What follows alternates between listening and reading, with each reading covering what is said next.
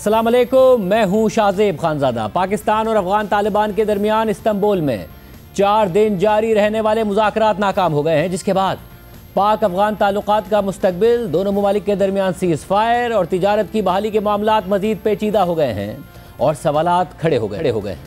पाकिस्तानी हुकूमत के मुताबिक अफगान तालिबान का वफ्द पाकिस्तान के बुनियादी मुतालबे यानी अफगानिस्तान से पाकिस्तान में होने वाली दहशतगर्दी की कार्रवाइयों को रोकने के हवाले से तहरीरी ज़मानत देने के लिए रजामंद नहीं हुआ, जिससे मुज़ाकरात नाकाम हो गए।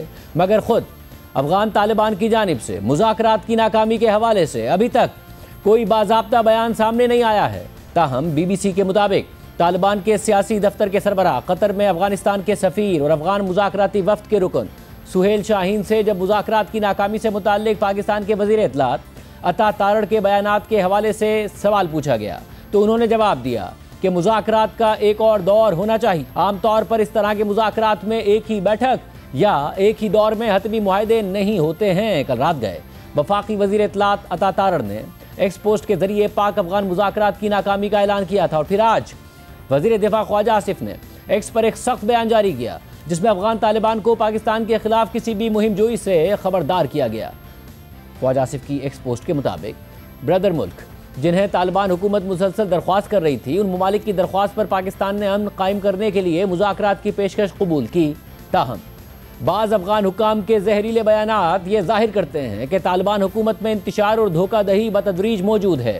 ख्वाजा आसिफ ने मज़ीद लिखा कि पाकिस्तान वाज़ेह करता है कि उसे तालिबान रजीम को ख़त्म करने या उन्हें गारों में छुपने पर मजबूर करने के लिए अपनी पूरी ताकत इस्तेमाल करने की हरगिज़ ज़रूरत ही नहीं है।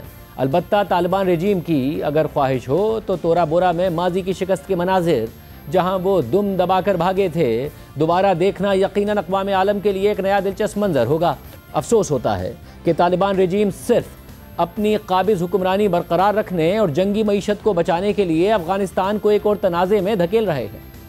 ख्वाजा आसिफ के मुताबिक अपनी कमज़ोरी और जंग के दावों की खोखली हकीकत को बखूबी जानने के बावजूद वो तबले जंग बजाकर बज़ाहिर अफ़गान अवाम में अपनी बिगड़ती हुई साख बचाने की नाकाम कोशिश कर रहे हैं। अगर अफ़गान तालिबान फिर भी दोबारा अफ़गानिस्तान और उसके मासूम अवाम को तबाह करने पर मिसर हैं, तो फिर जो भी होना है वो हो। जहाँ तक ग्रेवयार्ड ऑफ एम्पायर्स के बयानिए का ताल्लुक़ है, तो पाकिस्तान ख़ुद को हरगिज़ एम्पायर नहीं कहता, लेकिन अफ़गानिस्तान तालिबान की वजह से अपने ही लोगों के लिए कब्रिस्तान से कम नहीं है। ये कभी सल्तनतों का कब्रिस्तान तो नहीं रहा, अलबत्ता हमेशा बड़ी ताकतों के खेल का मैदान ज़रूर रहा है। ख्वाजा आसिफ ने एक्स पोस्ट में मज़ीद लिखा कि पाकिस्तान तालिबान के जंगजुओं को ख़बरदार करता है कि अपने ज़ाती फ़ायदे के लिए ख़ित्ते में बेअमनी के लिए जो काम वो कर रहे हैं, उन्होंने शायद पाकिस्तानी अज़म और हौसले को गलत अंदाज में लिया है। अगर तालिबान रजीम लड़ने की कोशिश करेगा तो दुनिया देखेगी कि उनकी धमकियाँ सिर्फ दिखावा हैं। पाकिस्तान अपनी सरजमीन पर किसी भी दहशत गर्दाना या खुदकुश हमले को बर्दाश्त नहीं करेगा और किसी भी मुहिम जोई का जवाब सख्त और कड़वा होगा। ख्वाजा आसिफ ने मज़ीद लिखा है कि तालिबान रजीम को चाहिए कि अपने अंजाम का हिसाब ज़रूर रखें, क्योंकि पाकिस्तान के अज़्म और सलाहियतों को आजमाना उनके लिए बहुत महंगा साबित होगा। इस पोस्ट के बाद आज मीडिया से बात करते हुए वज़ीर दिफा ख्वाजा आसिफ ने कहा कि अफ़गानिस्तान की सरजमीन पाकिस्तान में दहशतगर्दी के लिए इस्तेमाल हुई और पाकिस्तान को अफ़गानिस्तान के अंदर भी हमले करने पड़े तो बिल्कुल करेंगे। हम करेंगे, स्ट्राइक्स करेंगे हम सर, बिल्कुल करेंगे। अगर आप उनकी टेरिटरी से खिलाफवर्जी की, हमारी टेरिटरी की, तो हमें अगर डीप इनटू अफगानिस्तान भी जाके जो है रिटेलिएट करना बिल्कुल करेंगे। कल शाम को ही जो है ये रैप अप हुआ सारा मामला, लेकिन सालिसों के ऊपर भी ये चीज़ यहाँ हो गई है कि क्या नीयत है काबिल की, उनकी नीयत में जो फतूर है वो सबको मालूम हो गया। हमने पूरी खलूस के साथ जो है सिंसेरिटी के साथ ये अटेम्प्ट किया है कि अफगानिस्तान और पाकिस्तान जो है दोनों अमन में रह सकें अच्छी हमसायों की तरह। लेकिन अगर वो अपनी बागडोर जो है, अपनी लगाम जो है उन्होंने दिल्ली के हवाले कर दी हुई है, तो फिर तो ज़रा मुश्किल हुआ। पाकिस्तान और अफगान तालिबान के दरमियान हालिया कशीदगी के बाद कतर के दारुल हुकूमत दोहा में कतर और तुर्की की सालिसी में मुज़ाकरात का पहला दौर हुआ था, जिसमें पाकिस्तानी वफ्द की क़यादत वज़ीर दिफा ख्वाजा आसिफ खुद कर रहे थे, जबकि अफ़गान वफ्द की क़यादत वज़ीर दिफा और अफ़गान तालिबान के बानी मुल्ला उमर के बेटे मुल्ला याकूब कर रहे थे। दोहा मुज़ाकरात के नतीजे में दोनों ममालिक सीज़ फायर और मुज़ाकरात जारी रखने पर राज़ी हुए थे, जिसके तहत 25 अक्टूबर से कल 28 अक्टूबर तक तुर्की के शहर इस्तांबुल में सालिसों की मौजूदगी में दोनों ममालिक के वफूद के दरमियान 4 दिन तक मुज़ाकरात जारी रहे और मुज़ाकराती अमल के दौरान अफगान तालिबान की हठधर्मी की वजह से मुज़ाकरात में डेडलॉक की मुसलसल खबरें आ रही थीं और फिर कर रात गए वज़ीर इत्तलात अता तारड़, जो वज़ीर आज़म शहबाज शरीफ के साथ सऊदी अरब में मौजूद थे, उन्होंने बयान जारी किया कि पाकिस्तान और अफगानिस्तान के मुज़ाकरात नाकाम हो गए हैं। अता तारड़ की एक पोस्ट के मुताबिक काबुल का कंट्रोल संभालने के बाद से पाकिस्तान मुसलसल अफगान तालिबान रजीम से भारतीय हिमायत याफ्ता फितनतुल खवारिज यानी TTP और भारतीय प्रॉक्सी फितनतुल हिंदुस्तान यानी BLA की सरहद पार से जारी दहशतगर्दी के बारे में बातचीत करता आया है। तालिबान रजीम से बार बार कहा गया कि वो पाकिस्तान और बैनुल-अक़वामी बिरादरी से दोहा मुआहदे में की गई अपनी तहरीरी कमिटमेंट्स को पूरा करे। ताहम अफगान तालिबान रजीम की पाकिस्तान मुखालिफ दहशतगर्दों की मुसलसल हिमायत की वजह से पाकिस्तान की संजीदा कोशिशें नाकाम रहीं। अता तारड़ की पोस्ट के मुताबिक क्योंकि तालिबान रजीम अफगानिस्तान के अवाम के हवाले से अपनी कोई जिम्मेदारी नहीं समझता और वो जंगी मईशत से फ़ायदा उठाता है, इसलिए वो अफगान अवाम को एक बेमकसद जंग में धकेलना चाहता है। पाकिस्तान हमेशा अफगानिस्तान के अवाम के लिए अमन और खुशहाली का ख्वाहां और हिमायती रहा है और इस मकसद के लिए बहुत ज़्यादा कुर्बानियाँ भी दी हैं। इस जज्बे के तहत पाकिस्तान ने अफगान तालिबान रजीम के साथ मुज़ाकरात के बेशुमार राउंड्स किए, मगर बदकिस्मती से उन्होंने हमेशा पाकिस्तान के नुकसानात के हवाले से परवाही नहीं की। अता तारड़ ने मज़ीद लिखा कि अफसोस से कहना पड़ रहा है कि 4 तवील सालों तक इतने बड़े जानी और माली नुकसानात बर्दाश्त करने के बाद पाकिस्तान का सब्र ख़त्म हो गया है। अमन को मौका देने की एक कोशिश के तौर पर कतर और तुर्की जैसे ब्रदर ममालिक की दरख्वास्त पर पाकिस्तान ने अफगान तालिबान रजीम के साथ पहले दोहा और फिर इस्तांबुल में एक निकाती एजेंडे पर बातचीत की। इस एजेंडे में अफगान तालिबान रजीम से यह मुतालबा किया गया था कि वो मज़कूरा दहशतगर्द तंजीमों को अफगान सरजमीन को बतौर तरबियती और लॉजिस्टिक अड्डे और पाकिस्तान में दहशतगर्दाना कार्रवाइयों के लिए जंप ऑफ पॉइंट के तौर पर इस्तेमाल करने से रोके। अता तारड़ ने मज़ीद लिखा कि पाकिस्तान कतर और तुर्की का इस बातचीत के हवाले से सहूलत फराम करने पर शुक्रगुजार है। गुज़िश्ता 4 दिन की गुफ्तगू के दौरान अफगान तालिबान के वफ़द ने कई दफ़ा इन तंजीमों और दहशतगर्दों के खिलाफ क्रेडिबल और फैसला कुन कार्रवाई के पाकिस्तान के मनतकी और जायज़ मुतालबे से इत्तफाक किया। पाकिस्तान की तरफ से ठोस और नाकाबिल तरदीद शवाहिद पेश किए गए जिन्हें अफगान तालिबान और मेज़बानों ने तस्लीम किया। ताहम अफसोसनाक तौर पर अफगान फरीक ने कोई ज़मानत नहीं दी। अफगान फरीक बातचीत के बुनियादी मसले से हटने और बचने की कोशिश करता रहा और कोई जिम्मेदारी कबूल करने के बजाय अफगान तालिबान ने इल्ज़ाम तराशी, रुख मोड़ने और चालबाजी का सहारा लिया। इसलिए ये बातचीत किसी काबिल अमल हल तक पहुँचने में नाकाम रही। अता तारड़ ने मज़ीद लिखा कि अपने लोगों की सलामती पाकिस्तान के लिए इंतहाई अहम है। हम अपने लोगों को दहशतगर्दी के ख़तरे से महफूज रखने के लिए तमाम मुमकिन इक़दाम उठाते रहेंगे और उन्हें यकीन दिलाते हैं कि हुकूमत पाकिस्तान इस हवाले से तमाम वसाइल इस्तेमाल करती रहेगी ताकि दहशतगर्दों, उनके ठिकानों, उनके सहूलतकारों और हामियों का खात्मा किया जा सके। कल रात गए इस पोस्ट के जरिए वज़ीर इत्तलात अता तारड़ ने पाक अफगान मुज़ाकरात की नाकामी का ऐलान किया था, मगर मुज़ाकरात की नाकामी से कुछ घंटे पहले ईरान में एक अहम पेशरफ्त हुई। ईरान में इक़्तिसादी ताउन तंजीम के इजलास के दौरान पाकिस्तान के वज़ीर दाखिला मोहसिन नकवी और अफगानिस्तान के सीनियर नायब वज़ीर दाखिला मोहम्मद इब्राहिम सदर की मुलाकात हुई और मुलाकात के दौरान वज़ीर दाखिला मोहसिन नकवी ने ईरानी सहाफ़ी से बात करते हुए मुज़ाकरात के जरिए ही मसाइल का हल निकालने का मौक़िफ़ इख्तियार किया। تو هر خونه اختلاف وجود داره، ما این همونو با گفتگو با هم حلشون میکنیم مثل इसके अलावा वफाकी वज़ीर दाखिला मोहसिन नकवी की ईरानी सदर और ईरानी हम मनसब से भी मुलाकातें हुई। ईरानी सदर मसूद पेज़ेश्कियान ने मोहसिन नकवी से मुलाकात के दौरान पाक अफगान कशीदगी ख़त्म कराने में किरदार अदा करने की पेशकश भी कर दी है। इस पूरी सूरत पर बात करेंगे वफाकी वज़ीर इत्तलात अता तारड़, जो कल जब मुज़ाकरात नाकाम हुए तो वज़ीर आज़म शहबाज शरीफ और army chief field marshal Asim Munir के साथ सऊदी अरब में मौजूद थे। बहुत शुक्रिया तारड़ साहब हमें शो में ज्वाइन करने के लिए। ज़ाहिर खबरें आती रही कि मुज़ाकरात में कहीं ना कहीं कंसेंसस होता है, फिर वो कंसेंसस ख़त्म हो जाता है। आप सऊदी अरब में थे, वहाँ पर पाकिस्तान की अस्करी क़यादत, आर्मी चीफ, वज़ीर आज़म सब मौजूद थे। क़यादत उस वक्त पाकिस्तान की क्या सोच रही थी कि क्या करना है, क्या नहीं करना है, क्या डायलॉग को एक और चांस देना है? देखिए, पाकिस्तान की क़यादत, पाकिस्तान की गवर्नमेंट, पाकिस्तान का जो ओवरऑल स्टांस है इस चीज़ के ऊपर, वो बिल्कुल क्लियर है। वो 1 पॉइंट एजेंडा है कि अफ़गानिस्तान की सरजमीन पाकिस्तान पर हमलों के लिए इस्तेमाल ना हो, अफ़गानिस्तान की सरजमीन से दहशतगर्दों को सहूलतकारी ना मिले, अफ़गानिस्तान की तरफ से जो तश्कीलें आ रही हैं ये बंद हों, और वो ना सिर्फ हमारी टेरिटोरियल इंटेग्रिटी और बॉर्डर को, इंटरनेशनल बॉर्डर को जो है उसको रिस्पेक्ट करें, बल्कि जो दहशतगर्दों की कार्रवाइयाँ हैं उसमें से मुकम्मल तौर पे वो उनके ख़िलाफ़ एक्शन लें। पाकिस्तान का देखिए ओवरऑल पूरा कंसेंसस है, पूरे मुल्क का, पूरी गवर्नमेंट का, पूरी लीडरशिप का, कि ये काम बंद होना चाहिए। जब से अफ़गान तालिबान रजीम आई है इन्होंने मुकम्मल तौर पे TTP को सपोर्ट किया है, बल्कि TTA के लोग इनकी तश्कीलों में शरीक होते हैं। जब पाकिस्तान के अंदर कोई भी हमला होता है, कोई दहशतगर्दी की कार्रवाई होती है, तो हम टीवी के ऊपर पूरी आवाम को दिखाते हैं, पूरी दुनिया को दिखाते हैं कि उसके अंदर अक्सर औकात अफ़गान बाशिंदे भी शामिल होते हैं। तो देखिए ये बड़ी बदकिस्मती है कि हमने इनकी खातिर तवाज़ो भी की, इनको पाला भी पाकिस्तान के अंदर, इनके पनाह गज़ीनों को अपने एक्सपेंस पे, और अब उनकी सरजमीन इस्तेमाल हो रही है पाकिस्तान के ख़िलाफ़ और हमारे पास इररिफ्यूटेबल एविडेंस है इस चीज़ का। तो हमारी तो सोच यही है कि ये काम बंद होना चाहिए। वैसे मगर अब मसला ये है कि उनके जो तालिबान के सियासी दफ्तर के सरबराह हैं, मुज़ाकराती वफ़्द के भी रुकन, और वो वहाँ पर सफ़ीर भी, वो कह रहे हैं कि सुहेल शाहीन साहब के मुज़ाकरात का एक और दौर होना चाहिए। आमतौर पर इस तरह के मुज़ाकरात में एक ही बैठक या एक ही दौर में हतमी मुआहदे नहीं होते। फिर उनका जो मीडिया है, तोलो न्यूज़, वो रिपोर्ट कर रहा है कि पाकिस्तान का जो डेलीगेशन है वो इस्तांबुल से चला गया है, अफगानिस्तान का जो डेलीगेशन है वो अभी भी इस्तांबुल में मौजूद है। यानी वो तो ये इंदिया दे रहे हैं कि हम तो अभी भी बातचीत करना चाह रहे थे, पाकिस्तान चला गया। देखिए जो टॉक्स का ब्रेकडाउन हुआ है उस पे मुकम्मल तौर पे ज़िम्मेदार अफ़गान तालिबान रजीम है। जब इनको इररिफ्यूटेबल एविडेंस दे दिया गया और नाकाबिल तरदीद सबूत मौजूद हैं कि इनकी सरजमीन पाकिस्तान की सालमियत के ख़िलाफ़ इस्तेमाल हो रही है, पाकिस्तान में दहशतगर्दी की कार्रवाइयों के लिए इस्तेमाल हो रही है, इनके लोग शरीक हैं TTP के लोगों के साथ, तो देखिए उस पर लैतुलाल से काम क्यों ले रहे हैं। और देखिए हमारी जो ये इनके बाशिंदे जिस मुल्क में जाते हैं वीज़ा लेके जाते हैं, जितने हमसाया ममालिक हैं, जहाँ जाएंगे उसके कानून को भी रिस्पेक्ट करेंगे, वीज़ा लेके भी जाएंगे और वहाँ पे पुरअमन शहरियों की तरह भी रहेंगे। क्या मसला है कि ये पाकिस्तान में ना वीज़ा लेके आते हैं और पाकिस्तान में दहशतगर्दी की कार्रवाई में मुलव्वस होते हैं, क्योंकि इनको पाकिस्तान की तरक्की हजम नहीं हो रही, इनको एक स्टेबल पाकिस्तान हजम नहीं हो रहा, क्योंकि ये एक वॉर मॉन्गरिंग में बिलीव करते हैं।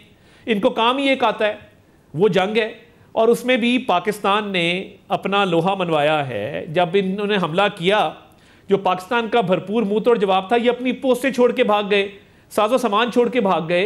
तो देखिए हम बहुत शुक्रगुजार हैं कतर के, तुर्की के, दोनों दोस्त बरादर ममालिक ने ये बातचीत को फैसिलिटेट किया, बट वो एक ही एजेंडा था जिस पर ये आ ही नहीं रहे अफ़गान तालिबान रजीम कि ये दहशतगर्दी की कार्रवाइयों को बंद करवाएं, वहाँ लोगों के खिलाफ एक्शन लें और अफ़गान सरजमीन पाकिस्तान के खिलाफ इस्तेमाल ना हो। हम कब तक बर्दाश्त करेंगे। और मगर फिर इस वक्त स्टेटस क्या है मुल्क होता अगर डायलॉग, क्योंकि डायलॉग का तो ये कहा गया था कि ये सीज फायर उस वक्त तक है जब तक कि डायलॉग का नतीजा नहीं आ जाता। अगर डायलॉग फेल हो गए तो क्या सीज फायर है या नहीं है, आगे क्या होगा? क्या अगर कोई खुदा न खास्ता पाकिस्तान में वाक़या होता है, फिर पाकिस्तान काबुल में या जो उनके एरियाज हैं उसमें अटैक करेगा, क्या होगा? देखिए एक उम्मीद रहती है डिप्लोमेटिक एफर्ट्स की, और हमेशा रहनी चाहिए। ये तमाम जो ग्लोबल इश्यूज़ हैं उस पर एक उम्मीद ज़रूर रहती है कि कोई ना कोई सफारती ज़राए, कोई ना कोई मामला जो है वो अमन की तरफ जाएगा। मगर रेस्ट अश्योर्ड, अगर इनकी सरजमीन इस्तेमाल होती है और उसका हम इनको एविडेंस भी देते हैं, तो देखिए पाकिस्तान के पास तो हमेशा ये राइट मौजूद है कि वो अपनी सेल्फ डिफेंस के लिए वो रिस्पॉन्ड करे, और वो इंटरनेशनल लॉ के मुताबिक, वो UN चार्टर के मुताबिक पाकिस्तान का एक हक है कि अगर ये पाकिस्तान की सरजमीन पर हमला करते हैं, वो बराह रास्त करें या वो इनडायरेक्टली करें। अगर उसका एविडेंस हम दे देते हैं और बड़ा क्लियर एविडेंस होता है, तो फिर देखें Pakistan is well with in its right. और ये आज का किस्सा नहीं है, ये जितने पाकिस्तान के अंदर हमले हुए, मुझे ये बताइए, जितना सब्र तहम्मुल का मुजाहरा पाकिस्तान ने किया है, कोई और मुल्क होता तो क्या इनको इतनी मोहलत देता, इतना सब्र, इतना तहम्मुल का मुजाहरा करता? और अब देखिए पाकिस्तान की आर्म्ड फोर्सेस ने जो एक 4 गुना बड़े दुश्मन को शिकस्त फाश दी और अपनी मिलिट्री डोमिनेंस इस्टेब्लिश की, वो जंग जीती 4 दिन की भारत के खिलाफ, और उसके साथ साथ नैरेटिव की वॉर, डिप्लोमेटिक वॉर वो जीती। तो अब इनका क्या ख्याल है कि ये इस तरह की कार्रवाइयां करके तो पाकिस्तान को कोई नुकसान पहुंचा देंगे? हरगिज नहीं। मगर पाकिस्तान कहता है कि अगर कार्रवाई होगी तो हम रिस्पॉन्ड करेंगे। उनकी तरफ से भी कल धमकी आमेज रवैया था कि जी हम इस्लामाबाद को टारगेट करेंगे। अब ज़ाहिर है एयरफोर्स टू एयरफोर्स या conventional army to conventional army तो मुकाबला नहीं है, मगर दहशतगर्दी के वाक़यात इसी TTP को इस्तेमाल करके अगर खुदा न खास्ता पाकिस्तान में होते हैं तो क्या, मैं जानना चाह रहा हूँ कि आगे लाएमल क्या होगा? दोस्त ममालिक फिर बीच में पड़ेंगे, फिर दोनों ममालिक को मुज़ाकरात की मेज़ पर लाएंगे, क्या होगा? देखिए पहली बात तो ये है कि आपने खुद ही उस सवाल का जवाब दे दिया कि कन्वेंशनल वॉरफेयर में तो मुकाबला ही कोई नहीं, और इंशाल्लाह ताला ये जो प्रॉक्सी वॉर है इसमें भी हम इनको शिकस्त देंगे। ये इस तरह के बयानात दे देना इस्लामाबाद के हवाले से, ये इस्लामाबाद है, ये पाकिस्तान का दारुल हुकूमत है, पाकिस्तान ने 4 गुना बड़े दुश्मन को धूल चटाई है, तो क्या पिद्दी और क्या पिद्दी का शोरबा, इस तरह की जो ये प्रोपेगेंडा वॉरफेयर शुरू की हुई है इसका हम जवाब दे भी रहे हैं और भरपूर मुंह तोड़ जवाब देंगे। और देखिए, जब इन्होंने बॉर्डर पे हमला किया तो इनके वजीर खारजा बैठे हुए थे न्यू दिल्ली के अंदर, और वहाँ पे एक बयान देना कश्मीर के वाले से, भाई किसने आपको पूछा कश्मीर के ऊपर, आपकी हैसियत क्या है कि आपका स्टांस मैटर कहाँ पे करता है। आप वहाँ पे बैठ के भारत को खुश करने के लिए इस तरह के बयानात देते हैं और उनसे सपोर्ट सॉलिसिट करते हैं, तो ये फितना अल ख्वारिज और फितना अल हिंदुस्तान का जो मिलाप है और अनहोली अलायंस है, इसका इंशाल्लाह ताला सर कुचला जाएगा। और देखिए, मैं जिस तरह कहा कि एक टॉक्स की उम्मीद रहती है, दोस्त ममालिक भी शरीक होते हैं और पाकिस्तान अपने दोस्त ममालिक की बड़ी इज्जत करता है, और हमने सराहा कतर और तुर्की के एफर्ट को।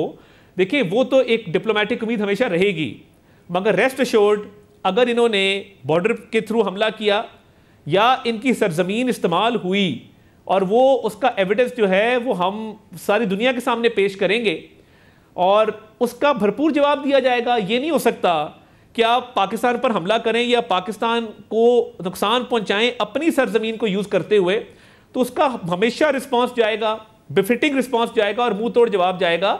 Enough is enough. इन्होंने देखिए ना, पाकिस्तान को कब तक फॉर ग्रांटेड लेंगे।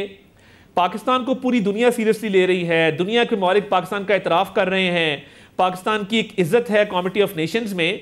तो ये एक इरिटेंट के तौर पे सामने आके उस स्टेबिलिटी को अगर खराब करना चाहेंगे तो इनकी ये ख्वाहिश कभी पूरी नहीं होगी। मगर साहब, मसला है कि जब दोस्त ममालिक बीच में पड़े बतौर सालिस, अगर कतर और फिर इस्तांबुल तुर्की है, तो ज़ाहिर सालिसी आप आमतौर पर उस वक्त बीच में करते हैं जब दोनों फरीकों पर कोई ना कोई इन्फ्लुएंस हो। ज़ाहिर तुर्की से पाकिस्तान की दोस्ती है, कतर से भी दोस्ती है, अगर कोई पेशरफ नहीं हुई तो क्या अफगान तालिबान रजीम के ऊपर उनका कोई इतना इन्फ्लुएंस नहीं था कि मुज़ाकरात नतीजा खेज साबित होते, और उनकी इस वक्त जो सालिस हैं वो ज़्यादा मायूस किससे हैं, अफगान वफ़द से या पाकिस्तानी वफ़द से? देखिए, पाकिस्तान तो हमेशा से अमन का ख्वाहिशमंद रहा है और पाकिस्तान ने हमेशा बड़ा कंस्ट्रक्टिव किरदार अदा किया है। दोहा अग्रीमेंट की वायलेशन भी इन्होंने की, और ये देखिए ऑब्वियसली ये नज़र आता है कि जो इनिशियल दोहा टॉक्स हुई थी उसकी वायलेशन में अफगान तालिबान रजीम मुलव्विस थी, तो वायलेशन तो इन्होंने की है और इन्होंने ही लेट डाउन किया है तमाम लोगों को जो इनके साथ शरीक रहे हैं बातचीत के अंदर। और पाकिस्तान की डिमांड सिर्फ एक है, 1 पॉइंट एजेंडा है, 1 पॉइंट एजेंडा, कि आप अपनी सरजमीन को पाकिस्तान के खिलाफ दहशतगर्दी की कार्रवाइयों में इस्तेमाल होने से रोकें, दहशतगर्दों को नुकेल डालें, उनके खिलाफ एक्शन लें। मगर आहिस्ता आहिस्ता मुझे ये लग रहा है कि अफगान तालिबान रजीम को सपोर्ट हासिल ही नहीं है अफगान अवाम की, वहाँ पे लोगों की, और ये वॉर इकॉनमी चाहते हैं। तो वॉर इकॉनमी तो नहीं चल सकती, आप तवज्जो दें अपनी लोगों की सेहत पे, एग्रीकल्चर पे, साइंस एंड टेक्नोलॉजी पे, वो परवाह नहीं है। औरतों को घर से बाहर नहीं निकलने देना, साइंस एंड टेक्नोलॉजी पे, रिसर्च डेवलपमेंट पे कोई तवज्जो नहीं। वॉर इकॉनमी हमें आती है, हम पाकिस्तान के बॉर्डर पे जो है वो हमला करना जानते हैं। तो पाकिस्तान ने बहुत जंगें लड़ी हैं और जीती हैं। जैसे मैंने कहा कि आप जाके दिल्ली बैठे हुए थे, हमने तो उनको भी शिकस्ते फाश दी है, तो आप कहां से आ गए हैं? अगर मसला सिर्फ ये था कि वो वर्बल कमिटमेंट दे रहे थे, जैसा कि रिपोर्ट भी हो रहा था, हमने भी जराये से रिपोर्ट किया, तहरीरी तौर पर देने को तैयार नहीं थे। वर्बल कमिटमेंट वो दे रहे थे सालिसों की मौजूदगी में, लिख कर देने को तैयार नहीं थे कि वो टीटीपी के खिलाफ कार्रवाई करेंगे। देखिए, ये जो आपकी इतलात हैं, मैं तो सिर्फ ये कहूँगा कि जो शख्स दहशतगर्दों के खिलाफ कार्रवाई तहरीरी तौर पे लिखने से गुरेज़ा है, तो ये क्या मुनाफिकत नहीं है? क्या ये इस बात की दलील नहीं है कि ये दहशतगर्दों को सपोर्ट करना चाहते हैं और कर रहे हैं? और दुनिया को क्या सबूत चाहिए इस बात को साबित करने के लिए कि ये दहशतगर्दी की कार्रवाइयों को नहीं रोकना चाहते, इनकी बदनीयती शामिल है? मतलब इसकी क्या बुनियादी वजह यह थी कि माजी में भी वर्बल कमिटमेंट बार बार दी गई है, इसलिए पाकिस्तान रिटन कमिटमेंट चाहता था, और सालिस भी यही इस बात पर ही इसरार कर रहे थे कि फिर अब रिटन ही होना चाहिए अगर माजी में वर्बल कमिटमेंट के बाद भी वाकयात होते रहे? देखिए, जब भी कोई पीस अकॉर्ड होते हैं, जब भी कोई सालसी होती है, वो कोई ना कोई टर्म्स एंड कंडीशन उसके होते हैं, कोई ना कोई उसका एक ख़त्मी शक्ल होती है। तो देखिए, जब ये तो मैं कहता हूँ कि देखिए, इनकी ज़बान पे तो इतबार किया नहीं जा सकता, और ये अब बदनीयती खुल के सामने आई है। मुझे बताइए, जो मैंने पहले जिक्र किया कि ये भारत में क्यों मौजूद थे जब पाकिस्तान के इन्होंने बॉर्डर पे हमला करने की साजिश की और फिर साजो सामान छोड़ के, पोस्टें छोड़ के भाग गए वहाँ से। बात बड़ी क्लियर है, ये गुरेज़ा हैं, हेजिटेंट हैं, रिलक्टेंट हैं, ये दहशत गर्दों को नकेल डालना चाहते ही नहीं हैं, इनकी बदनीयती है। और देखिए, पाकिस्तान का पूरा राइट अपने आप को डिफेंड करने का, ये जितनी मर्जी इस पर लैतोलाल कर लें। पाकिस्तान की आर्म्ड फोर्सेस ना सिर्फ कन्वेंशनल वॉरफेयर हमने भी भारत से जीती, बल्कि ये प्रॉक्सी वॉरफेयर भी जीतेंगे इंशाल्लाह ताला। तो ये इनकी बदनीयती, मुनाफकत और एक इनकी रिलक्टेंस है कि ये दहशत गर्दों को वहां पे रोकना ही नहीं चाहते और अपनी सरजमीन को जो है वो इस्तेमाल होने से इनका कोई कंट्रोल ही नहीं है वहां पे, आखिर में ही नहीं कर पा रहे। ये बताइएगा मुझे, पाकिस्तान तो अपने well with in its right है। और पाक अफगान सरहद 18 दिन से बंद है, तो फिर अब ये बंद ही रहेगी तिजारत के लिए, आमदोरफ्त के लिए? देखिए, ये मामलात अब किस तरफ आगे बढ़ते हैं, ओनली टाइम विल टेल। मगर क्योंकि एक डेडलॉक है, तो फिलहाल तो यही लगता है कि अभी आमदोरफ्त जो है वो मुअत्तल रहेगी, मगर इस पर ऑब्वियसली खत्मी को फैसला अगले चंद दिनों में कर लिया जाएगा कि इसका क्या फ्यूचर है। बट हैविंग सेड दैट, आप सिर्फ ये देख लीजिए कि ये जो प्रोपेगेंडा वॉरफेयर शुरू किया है इन्होंने, और वो भी हमें नज़र आ रहा है कि वो भारत के कंधों पे चढ़ के, और हमने तो भारत को 4 दिन की जंग के अंदर भी बयानिए के जंग में शिकस्त दी थी। तो अब ये उनके कंधों पे चढ़ के जितना मर्जी जो है वो अपना बयानिया बिल्ड कर लें। पूरी दुनिया इनको जानती है कि ये सिर्फ वॉर इकॉनमी और जंग जानते हैं, बाकी इनको अमन की तो कोई बात समझ नहीं आती है। तो पाकिस्तान एक ऐसा मुल्क है जो दुनिया के अंदर जिसकी शनाख्त है, एक सॉवरन कंट्री है, और पाकिस्तान अपना दिफा करना भरपूर जानता है, और ये इनको कतन हम जो है वो ऐसी कार्रवाइयों में आगे नहीं बढ़ने देंगे। बहुत शुक्रिया वज़ीर-ए-आज़म साहब की गुफ्तगू आपने सुनी। अब बात करेंगे उन 2 सहाफ़ियों से जिन्होंने मुज़ाकरात और इन मामलात पर नज़र रखी हुई है। सहाफ़ी अनस मलिक और इफ्तिखार फिरदौस हमारे साथ मौजूद हैं। आप दोनों का बहुत शुक्रिया। इफ्तिखार फिरदौस साहब, पहले आप बताइएगा, क्या ये समझा जाए कि इस वक्त सीज़ फायर है, कोई वाक़या हुआ तो हालात ख़राब होंगे, या मामलात अब इसी तरफ जा रहे हैं कि पाकिस्तान में वाक़या होगा और पाकिस्तान स्ट्राइक करेगा और ये कोई जंग की तरफ मामला जा सकता है पाकिस्तान और अफगानिस्तान के दरमियान? शाहजेब साहब, सबसे पहले तो सीज फायर की बात है कि सीज फायर इंटैक्ट है, लेकिन सीज फायर तब तक इंटैक्ट है जैसे कि आपने कहा कि अगर अटैक जो है वो पाकिस्तानी सरहद के अंदर होगा तो उसको रिटेलिएट जो है वो ज़रूर किया जाएगा। और मुझे नहीं लगता कि इस टाइम पर सिचुएशन कोई इस तरह नॉर्मल किस्म की है। I think it's very very abnormal.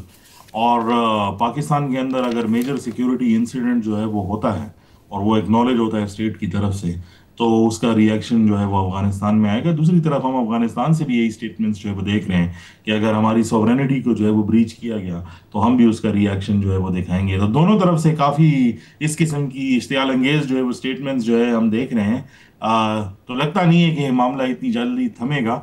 अभी कुछ दूसरे पावर्स हैं, ग्लोबल और रीजनल पावर्स, जो दोबारा जो है वो सालिसी की कोशिश जो है वो कर रहे हैं, लेकिन अभी उसमें कोई कंफर्म्ड बात सामने नहीं आई कि दोबारा कोई इंटरवेंशन जो है वो होगी कि नहीं होगी।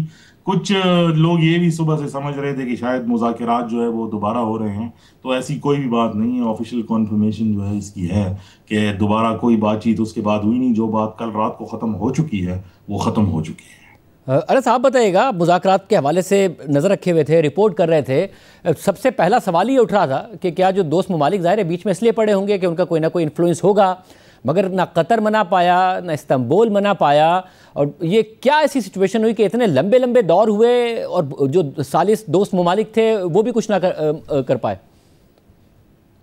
बहुत बहुत शुक्रिया शादी साहब for having me on the show. मेरे ख्याल से जो क्या ऐसी सिचुएशन थी उसमें सिर्फ एक बड़ा स्टिकिंग पॉइंट था, वो ये था कि जी आप रिटन गारंटीज दे दीजिए।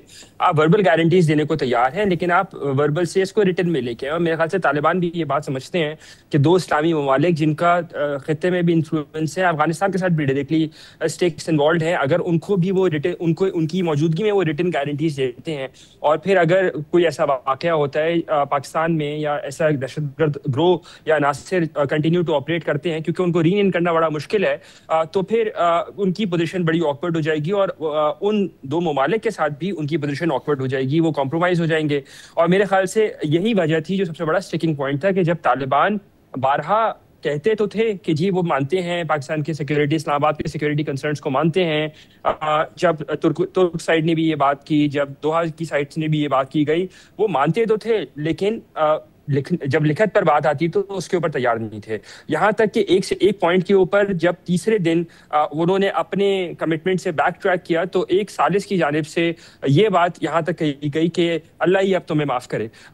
यही इस तरह की जब आप देखते हैं कि ये लैंग्वेज इस्तेमाल की जाती है तो दोनों साइडों की एक तो फ्रस्ट्रेशन भी नजर आती है और दूसरी तरफ से उम्मीदें जो है, वो जो टूटती हुई उम्मीदें जो हैं, उस तरह से भी हमें समझ में आती हैं। शाजिब साहब और इफ्तिखार फिरदौस साहब, फिर ये बताइएगा कि जब क्या यही होगा कि एस्केलेशन होगी, अगर कोई वाक़या खुदा न खास्ता पाकिस्तान में होता है, पाकिस्तान जवाब देगा, फिर दोस्त ममालिक बीच में पड़ेंगे, फिर मुज़ाकरात की टेबल पर मामला आएगा, यही साइकिल दोबारा रिपीट होता नजर आता है?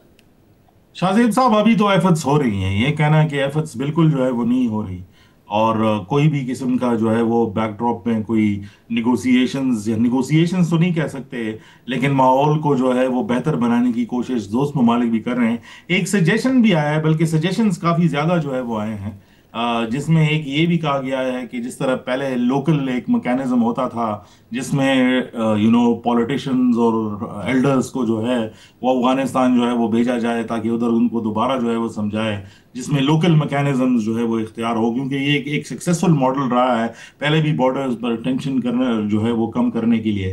तो अभी भी उसके लिए कोई प्रोसेस जो है वो ज़ेर बहस है। ये नहीं कह सकते कि वो जिरगा या जो डेलीगेशन होगा वो अफगानिस्तान जो है वो ज़रूर जाएगा, लेकिन एक सोच ज़रूर है कि एस्केलेशन की तरफ मामला जो है वो नहीं जाने चाहिए, और वो सिर्फ जो है वो पाकिस्तान की तरफ जो है वो नहीं है, वो ज़्यादातर जो है वो अफगानिस्तान की साइड से है। और आज भी हमने देखा कि जो ट्रेडर्स हैं वो एहतजाज उन्होंने किया बॉर्डर्स के ऊपर, क्योंकि तकरीबन कोई 18-19 दिन हो गए हैं कि बॉर्डर्स जो है वो बंद हैं, और इसमें अफगानिस्तान की तरफ से मिलियंस ऑफ डॉलर्स जो है वो इन्वेस्टेड हैं। तो लोगों के पैसे भी जो है वो फंसे हुए हैं, और गवर्नमेंट्स के ऊपर जो है उस तरफ पे प्रेशर भी है। अशिया खुर्दोनोर्श का भी मसला है। So it's not so simple कि सिर्फ जंगी ट्वीट्स की वजह से जो है सारे मामला जो है वो उलट पुलट हो जाए। लेकिन एक बड़ा प्रॉब्लम जो अनएड्रेस्ड है, ये सारी चीज़ें एक साइड पर, कि अटैक्स जो है वो पाकिस्तान के अंदर नहीं रुके, और जो सबसे परेशान कुन बात है, इसलिए मैं अगर प्रोफेशनली इसको जो है वो देखूं, एक तो एक सेंटिमेंट अटैच है आम लोगों के साथ, लेकिन अगर प्रोफेशनली इसको जो है वो देखा जाए, मुझे नहीं लगता कि ये मामला जो है बेहतरी की तरफ जा रहे हैं, ये मजीद खराबी की तरफ जा रहे हैं।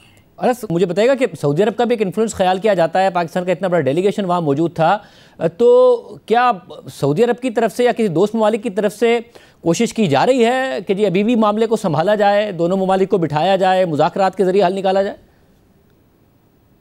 देखें, पाकिस्तानी साइड को इनफॉर्मली तो ज़रूर बोला गया है, लेकिन सऊदी साइड इस मामले में उनका ये कहना है, जो हमारी डिप्लोमेट से बात हुई बैकग्राउंड पर, वो कहते हैं कि हम अपना इन्फ्लुएंस इस्तेमाल करने को तैयार हैं, लेकिन दे वुडंट वांट, वो नहीं चाहेंगे कि वो डायरेक्टली बीच में आए। और उसकी एक बड़ी वजह यह है कि उनको ये लगता है कि जब 1993 का 1993 में जो मक्का अकॉर्ड हुआ था और उसकी भी वायलेशन की गई थी, उस वक्त इंटर अफगान फैक्शंस थे, लेकिन क्योंकि एक सऊदी अरब के अंदर बैठ के वो अकॉर्ड हुआ था और उसको एग्री अपॉन नहीं किया गया था, तो इसलिए वो थोड़ा सा स्टेप बैक रख के बिहाइंड द सीन्स वो काम करना चाहते हैं, ना कि वो फ्रंट पे आके काम करें या फ्रंट पे आके अपना इन्फ्लुएंस आके इस्तेमाल करें। क्यों? ताकि अगर खुदा ना खास्ता कोई ऊंच नीच होती है तो इस तरह की किसी एम्बैरेसिंग सूरत से बचा जा सके। लेकिन हैविंग सेड दैट, दोस्त ममालिक बशमूल जो आपके खित्ते के, जो वाइडर खित्ते के ममालिक हैं, वो यही चाहते हैं कि किसी ना किसी तरह इस मामले का हल निकले। सालसीन की भी ये कोशिश है, सालसीन भी इस बात को सब्सक्राइब करते हैं पाकिस्तान के सिक्योरिटी कंसर्न को।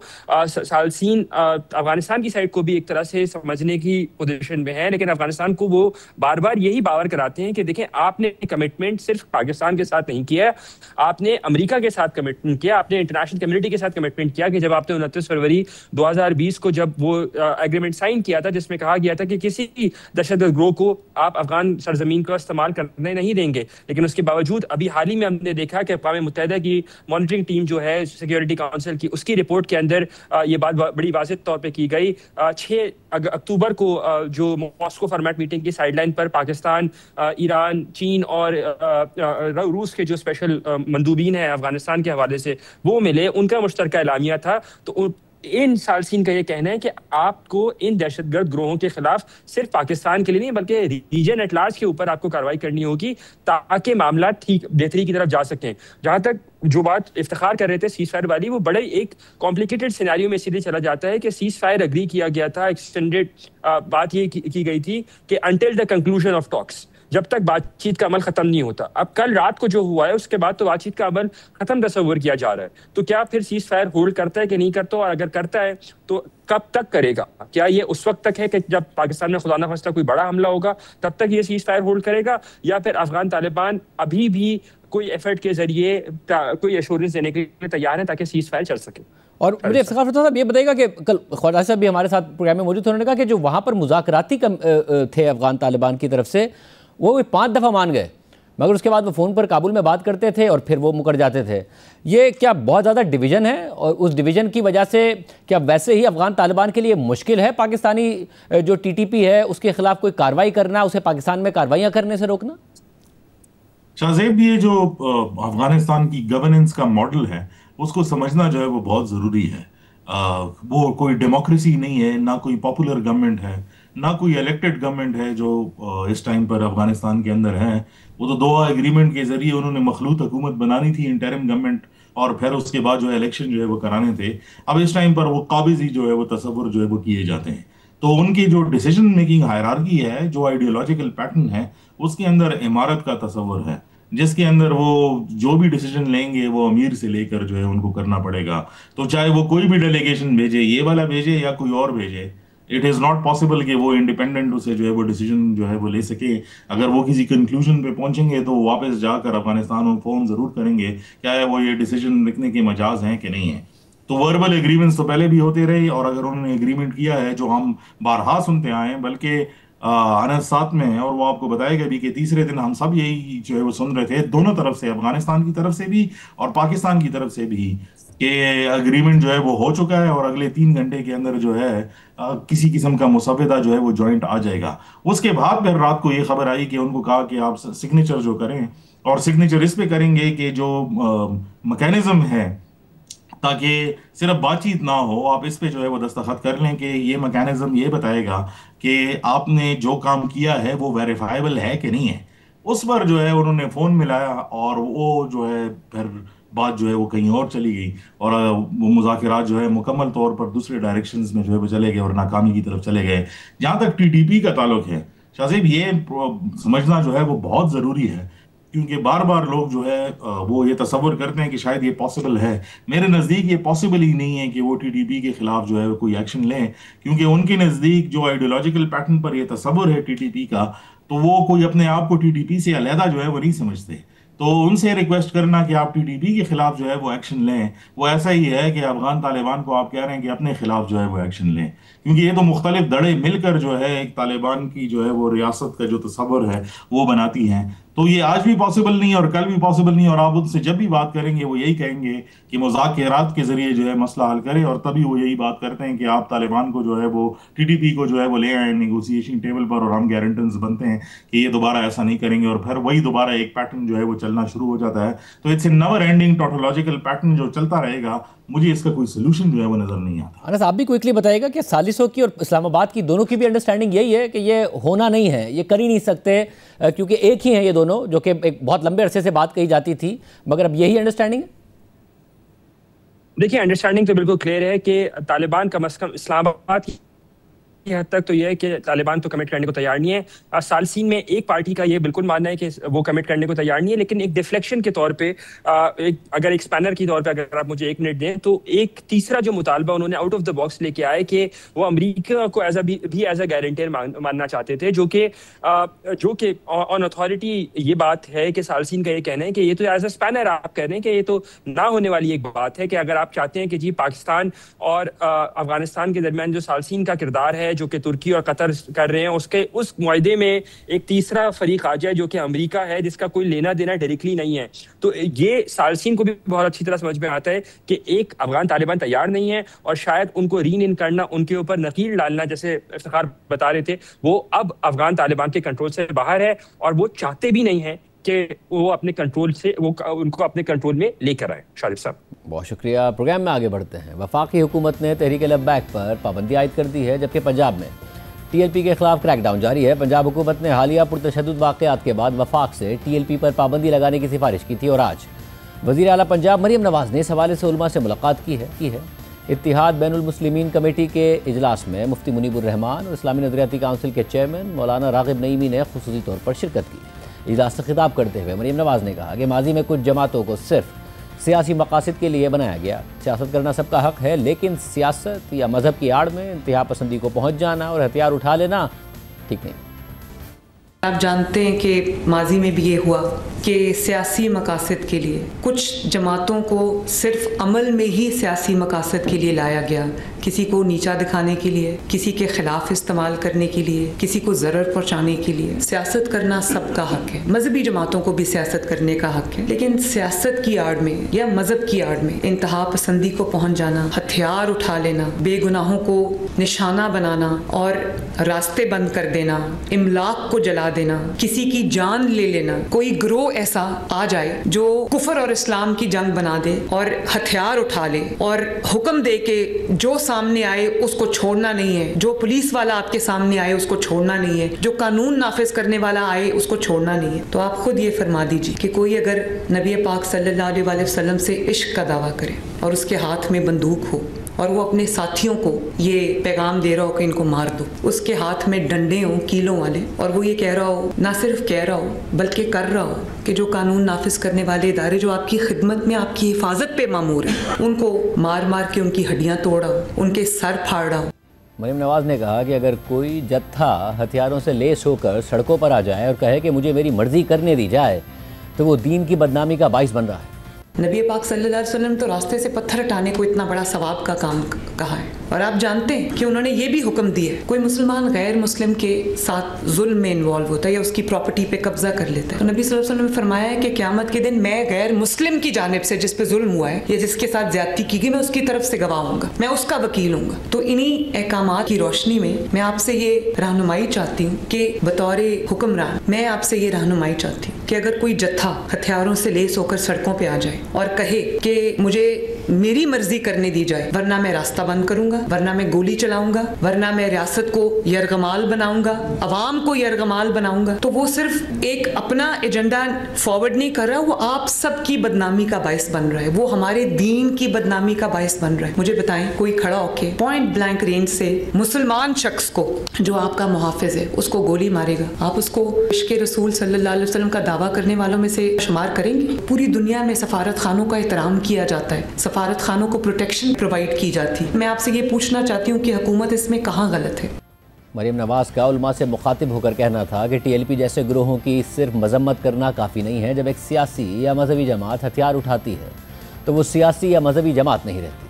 कैश के बंडल्स निकल रहे हैं दफातर में से, वो असला बरामद हुआ रेड्स के दौरान जो असला शायद लॉ इन्फोर्समेंट एजेंसीज के पास भी नहीं। मैं आपसे पूछना चाहती हूँ कि आप में से कितने ऐसे उलमाए कराम हैं जिनके मदारिस में, जिनकी मसाजिद में वो असला कहीं से निकल आता है या असला रखा हुआ है? ये असला इस्तेमाल होता है रियासत के खिलाफ, ये असला इस्तेमाल होता है कौम के अंदर, अवाम के अंदर खौफ व हरास की कैफियत फैलाने के लिए। ये असला इस्तेमाल होता है पुलिस के और रेंजर्स के जो लोग हैं उनकी सीनों पे चलाने के लिए। मुझे पता है कि आप लोग इस चीज को अच्छा नहीं समझते और मजम्मत करते हैं, मैं जानती हूँ, लेकिन सिर्फ मजम्मत करना काफी नहीं है। जब आप दरमियानी बात करेंगे तो लोगों के दिमाग में शकूक और शबाहत जो है वो जन्म लेंगे। जब एक सियासी जमात हथियार उठाती है तो वो सियासी जमात नहीं रहती, जब मजहबी जमात हथियार उठाती है वो मजहबी जमात नहीं रहती। इंसाफ करना, अदल करना, ये आपकी भी मजहबी फरीजा है, मेरा भी मजहबी फरीजा है। कानून नाफिज करने वाले इदारों के अफसरान, एहलकार जो आपकी हिफाजत करते करते, जो इस कौम की हिफाजत करते करते, इस मुल्क की हिफाजत करते करते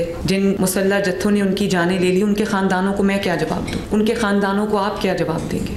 मरियम नवाज़ ने मजीद कहा कि कौन जन्नत में जाएगा और कौन दोज़ख में जाएगा इसका सर्टिफिकेट हम जारी नहीं कर सकते। आपका मसलक क्या कहता है वो आपका और अल्लाह ताला का मामला है, वो हमारा आपस का मामला नहीं है। कौन जन्नत में जाएगा, कौन दोज़ख में जाएगा, कौन शहीद है, कौन मुजरिम है, कौन मजलूम है, किसका क्या अकीदा है, इसका फैसला अल्लाह ताला ने करना है। ये फैसले हम नहीं कर सकते, ये सर्टिफिकेट हम जारी नहीं कर सकते। आप फरमाइए, मुझे बताएं कि मैं और क्या कर सकती हूँ। जब कोई एक तहैया कर ले और मजहब उसका मकसद ना हो कि मैंने अब छोड़ना नहीं है रियासत को, मैंने मलिया मेट कर देना है, मैंने घिराव जलाव करना है, मैंने मार देना है, उधर रियासत क्या करेगी? रियासत का उनको रोकना रियासत पर फर्ज है, मेरे पे फर्ज है, वरना ये आग हर घर में लगेगी। ये दीन इस्लाम के नाम पर की गई सबसे बड़ी खयानत है। आप देखिए उनके किस किस्म के सोशल मीडिया पे उनकी किस किस्म की ट्वीट्स आती हैं या पोस्ट्स आती हैं कि इनके सिक्योरिटी में कोई ऐसा बंदा पैदा हो जो इनको कत्ल कर दे, जो इनको मार दे। आप सोचें, आप तमाम हजरात से मेरा सवाल है, मुझे काइंडली जवाब दीजिएगा कि आप इस बात को सपोर्ट करते हैं? नाम आपका इस्तेमाल करते हैं, बदनामी आपकी होती है। मुख्तलिफ मकातिब फ़िक्र से ताल्लुक़ रखने वाले उलमा कराम ने भी इंतहा पसंदी से लाताल्लुकी का इजहार किया और उससे निमटने के लिए हुकूमती इक़दामात की तायद की। तमाम मुकातिब फ़िक्र के ज़ुआमा की जानिब से आपके तमाम ख्यालात से हम अल्लाह को गवाह बनाकर सच्ची बात कह रहे हैं, आपके साथ मुत्तफिक हैं। और मेरी आप सबसे गुजारिश है, हमारे सलाम भी बैठे हैं उलमा भी, कि अगर आप इजाजत दें तो हम हाथों में हाथ डालकर जंजीर बनाकर सबको एक पैगाम दे दें कि हम सब एक पेज पे हैं, हम सब मुत्तफिक हैं। पाकिस्तान में जो भी कोई किसी भी किस्म का मामला क्या हमें अमन के हवाले से है, हम आपके साथ हैं, पहले की तरह हमेशा की तरह कि हमारा वतन है, हमने बनाया है और हमने इसकी हिफाजत करनी है। हर सियासी, मजहबी या कोई भी ऐसी नाम नहाद जमात के जिसकी बुनियाद पे एक मुल्क के अंदर अफरा तफरी फैलती है, इस मौके पर मुल्क के ऐसे हालात पैदा करना जो कि किसी भी तरह के काबिल कबूल नहीं हो सकते। तमाम मशाइख जो है अपनी हुकूमत के साथ खड़े हैं और अपनी रियासत के साथ खड़े, अपने मुल्क के साथ खड़े हैं। भी शामिल करते हैं, एक और हम खबर की तफसीलात आपके सामने रखेंगे।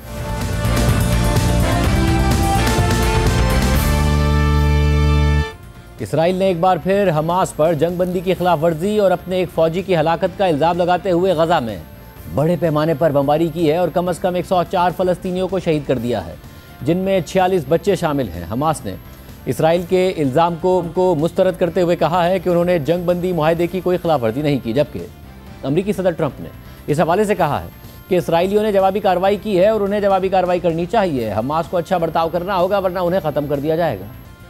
Nothing's going to jeopardize. You have to understand, Hamas is a very small part of peace in the Middle East, and they have to behave.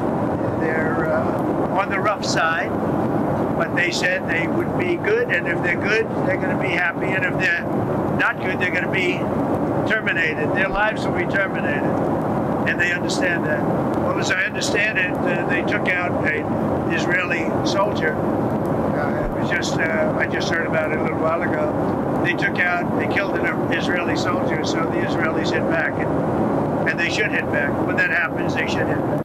Israeli forces की जानिब से गजा में जंगबंदी की हालिया खिलाफ वर्जी और पूरे गजा में बड़े पैमाने पर बमबारी का सिलसिला कल इसराइली वज़ीर आज़म नेतन्याहू के दफ्तर से जारी होने वाले गैर मामूली बयान के बाद सामने आया। इस बयान में कहा गया था कि शनाख्त के अमल की तकमील के बाद ये मालूम हुआ कि गुज़िश्ता रात जो बाक़ियात वापस की गईं वो यरगमाली व फैज़ ज़रक़ाती की थी, जिन्हें तकरीबन 2 साल पहले एक फ़ौजी कार्रवाई के दौरान गजा पट्टी से वापस इसराइल लाया गया था। ये अमल हमास की जानिब से मुआहदे की वाज़ेह खिलाफ वर्जी है। इसराइली वज़ीर आज़म नेतन्याहू ने सिक्योरिटी इदारों के सरबराहान के साथ एक इजलास तलब किया ताकि इन खिलाफ वर्जियों के जवाब में इसराइल के मुमकिन इक़दामात पर गौर किया जा सके। सिक्योरिटी मुशावरत के बाद नेतन्याहू ने इसराइली फ़ौज को हिदायत दी है कि वह फौरी तौर पर गजा पट्टी में ताकतवर हमले करे और फिर इसके बाद कल गजा भर में इसराइली फोर्सेज ने बड़े पैमाने पर बमबारी का आगाज़ कर दिया और गजा की वजारत सेहत के मुताबिक मंगल से बुध के दरमियान तकरीबन 12 घंटों में इसराइली हमलों में कम से कम 104 फ़लस्तीनी शहीद हो चुके हैं, जिनमें 46 बच्चे शामिल हैं, जबकि 253 अफराद ज़ख्मी हो गए हैं।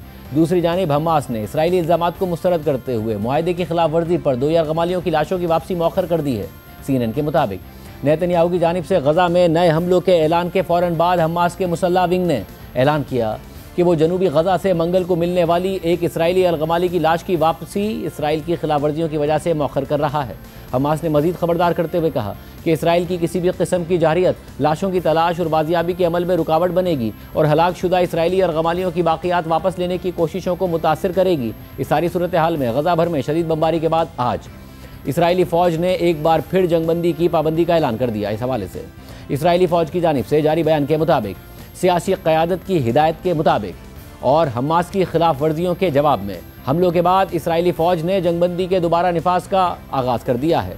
इसराइली फ़ौज जंगबंदी के मुआहदे पर अमल दरामद जारी रखेगी और किसी भी खिलाफ वर्जी पर सख्त जवाब देगी। वाज़ेह रहे कि इसराइल की जानिब से ये जंगबंदी मुआहदे की पहली खिलाफ वर्जी नहीं है। इससे पहले भी वो मुतअद्दिद दफ़ा इस जंगबंदी मुआहदे की खिलाफ वर्जी कर चुका है और अल जज़ीरा के मुताबिक 11 अक्टूबर को जंगबंदी के निफाज के बाद से गज़ा में होने वाले इसराइली हमलों में कम से कम 211 फ़लस्तीनी शहीद हो चुके हैं, जबकि 597 ज़ख्मी हुए हैं। इस सारी सूरत हाल से गज़ा में जंगबंदी और मुकम्मल अमन का अमरीकी सदर ट्रंप का मंसूबा ख़त्म होने का खदशा एक बार फिर पैदा हो गया है। इस हवाले से अमरीकी न्यूज़ वेबसाइट एक्सियोस की रिपोर्ट के मुताबिक गज़ा में जंग ख़त्म करने का मुआहदा सदर ट्रंप की मौजूदा मुद्दत का सबसे बड़ा सिफारती कारनामा था, लेकिन अब इस मुआहदे का कायम रहना इंतहाई नाजुक दिखाई दे रहा है। गुज़िश्ता चंद हफ्तों से ट्रंप इंतज़ामिया की तवज्जो जंगबंदी को मुस्तहकम करने और दोनों फरीकों पर दबाव डालने पर मरकूज रही है ताकि वो ऐसे इक़दाम से गुरेज करें जो इस मुआहदे को ख़त्म कर सकते हैं। इसी मिशन के हिस्से के तौर पर ट्रंप इंतज़ामिया ने कई आला हुकाम को इसराइल भेजा और वहाँ एक अमरीकी कमांड सेंटर कायम किया ताकि सूरत हाल की निगरानी की जा सके। ताहम हमास की जानिब से यरगमालियों की लाशों की वापसी पर बढ़ता हुआ तनाज़ा और मंगल को रफ़ा में होने वाली झड़प ने इसराइल में फ़ौजी कार्रवाई के मुतालबात को मज़ीद तेज़ कर दिया है।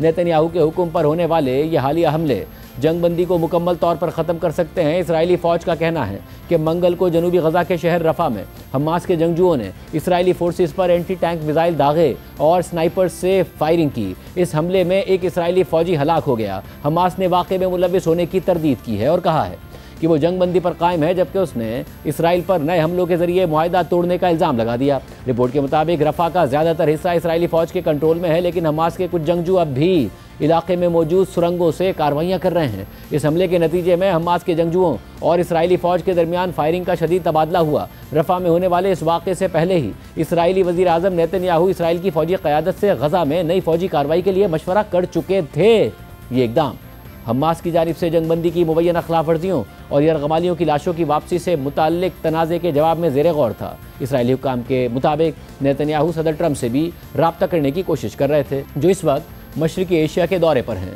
ताकि हालिया फ़ौजी कार्रवाई के लिए उनकी मंजूरी हासिल की जा सके। ताहम ऐसा लगता है कि रफ़ा में पेश आने वाले वाक़यात ने नेतन्याहू की हिकमत अमली को बदल दिया और ऐसा कोई इशारा नहीं मिलता कि उन्होंने नए हमलों के ऐलान से पहले ट्रंप से बात की हो। रिपोर्ट में मज़ीद लिखा है कि इसराइली हुक्काम का कहना है कि हमास अब भी गज़ा में मौजूद 13 यरगमालियों की बाक़ियात वापस करने में सुस्ती दिखा रहा है। हफ्ते को अमरीकी सदर ट्रंप ने हमास से मुतालबा किया कि वह यरगमालियों की लाशें फ़ौरन वापस करे। उन्होंने जोर दिया कि अगर ऐसा ना हुआ तो इस अमन अमल में शामिल दीगर ममालिक कार्रवाई करेंगे। ट्रंप ने तस्लीम किया कि गज़ा में तबाही के बाद कुछ लाशों तक पहुँचना मुश्किल है, लेकिन उन्होंने ये भी कहा कि हमास कुछ लाशें अभी वापस कर सकती है, लेकिन किसी वजह से वो ऐसा नहीं कर रही है। ट्रंप ने मज़ीद कहा कि वो अगले 48 घंटों तक सूरत हाल पर गहरी नज़र रखेंगे और फिर पीर को ट्रंप की 48 घंटों की मोहलत ख़त्म होने से चंद घंटे पहले हमास ने एक इसराइली यरगमाली की बाक़ियात वापस कर दी। लेकिन एक दिन बाद इसराइल ने कहा कि हमास ने दरअसल सिर्फ उस यरगमाली के जिस्म के कुछ हिस्से वापस किए हैं जिसकी बाक़ियात इसराइल 1 साल से ज़ायद अरसा पहले ही जुज़वी तौर पर बाजियाब कर चुका था। मंगल को नेतन्याहू ने एक बयान में कहा कि यह अमल अमन मुआहदे की खिलाफ वर्जी है और फिर उसके चंद घंटे बाद इसराइली फ़ौज ने एक 15 मिनट की वीडियो जारी की जो एक ड्रोन से बनाई गई थी। वीडियो में देखा जा सकता है कि चंद अफराद एक लाश को बैग में डालकर एक गड्ढे में फेंकते हैं, उसे मलबे से ढांपते हैं, फिर एक बुलडोज़र लाते हैं और बाद में रेड क्रॉस के एहलकारों के साथ वापस आते हैं, बज़ाहिर ये दिखाने के लिए कि एक लाश को खोद कर निकाला गया है।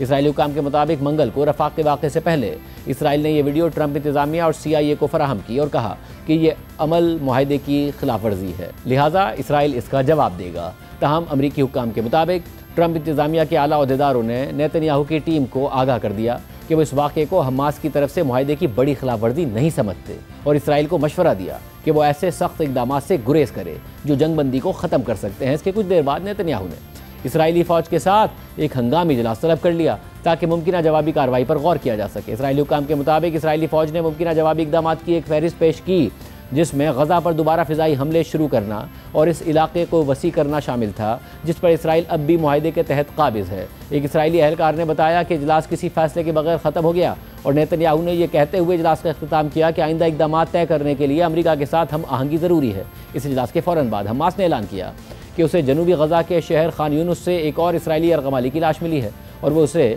मंगल को इसराइल के हवाले कर देगी। लेकिन इसके कुछ ही देर बाद रफ़ा में झड़प शुरू हो गई। नेतन्याहू ने हमलों का ऐलान कर दिया और हमास ने कहा कि वो अब लाश वापस नहीं करेगी।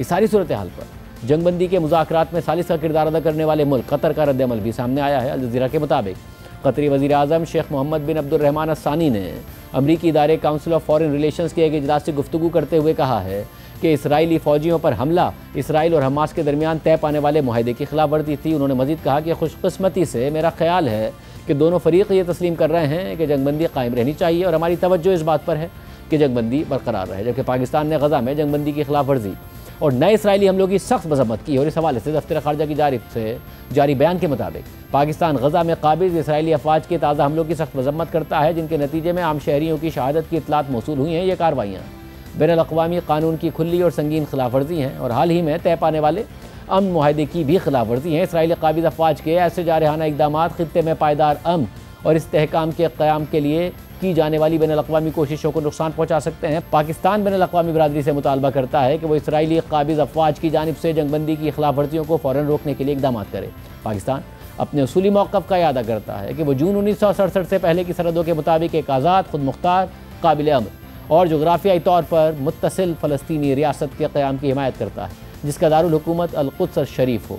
और इस सूरत हाल की वजह से अब जंगबंदी के अगले मराहिल पर तहफ़्फ़ुज़ात बढ़ गए हैं, जिनमें गज़ा की तामीर नौ, गज़ा से इसराइली फोर्सेस का मुकम्मल इनखला और गज़ा में आर्ज़ी इंटरनेशनल स्टेबलाइजेशन फोर्स की तैनाती शामिल है। इस हवाले से इसराइली मीडिया पर मुख्तलिफ ममालिक के नाम सामने आ रहे हैं कि उनकी फोर्सेस इस इंटरनेशनल फोर्स का हिस्सा बन सकती हैं। इस हवाले से पाकिस्तान का नाम भी सामने आ रहा है, जबकि उर्दन के किरदार को भी आम समझा जा रहा है। ऐसे में 27 अक्टूबर यानी पीर को पाकिस्तान के army chief field marshal Asim Munir की उर्दन के शाह अब्दुल्ला से मुलाकात हुई थी, जबकि उसी दिन यानी 27 अक्टूबर को ही उर्दन के शाह अब्दुल्ला का BBC को दिया गया इंटरव्यू भी सामने आया है, जिसमें उन्होंने गज़ा में स्टेबलाइजेशन फोर्स में उर्दन की शमूलियत के सवाल पर कहा कि हम उम्मीद रखते हैं कि ये अमन बरकरार रखने वाली फ़ोर्स होगी, क्योंकि अगर ये अमन नाफिज करने वाली फ़ोर्स हुई तो कोई इसे छूने तक को भी तैयार नहीं होगा।